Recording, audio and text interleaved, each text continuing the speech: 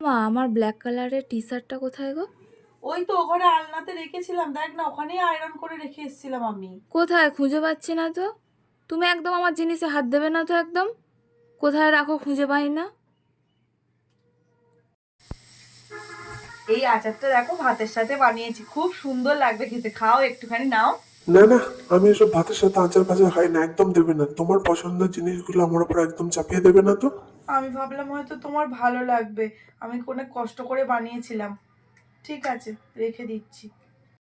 ও দিদি, এসে গেছো? ভালো আছো? হ্যাঁ গো, ভালো আছি। খদ্দর তো দেখছি ভালোই গুছিয়েছো। আমার দাদার মতো বর পেয়েছো বলেই এটা হয়েছে। না হলে আমার দাদা এর আগে অনেক মেয়ে দেখেছিল, কিন্তু নেহাত তোমাকে পছন্দ হয়ে গেছে, তাই বিয়েটা হলো।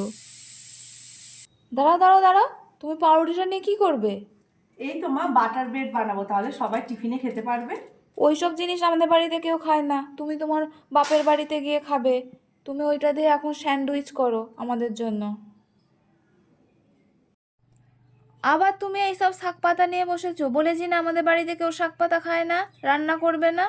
মা, রান্নাঘরটা না আমি চালাই, তাই আমার পছন্দের খাবারগুলো আপনাদের কিছুদিন খেতে হবে। সব সময় যে আপনাদের পছন্দের খাবারগুলো আমি রান্নাঘরে গিয়ে বানাবো এমনটা না। তাই আপনার খেতে হলে খাবেন, না হলে খাবেন না, আমি খেয়ে নেবো, কোনো অসুবিধা নেই। ও মা, আমার এই জামাটা আয়রন করে একটু ঢুকিয়ে রাখো তো।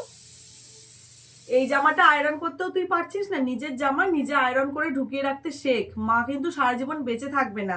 এনে, কি গো, আমাকে খেতে দিয়ে দাও তো। আমি খেতে দিলে তো তোমার ভালো লাগে না, তাই যার বানানো খাবার খেতে ভালো লাগে, যে খেতে দিলে তোমার ভালো লাগবে, তুমি তাকেই বলো না খেতে দিতে, সে দিয়ে দেবে।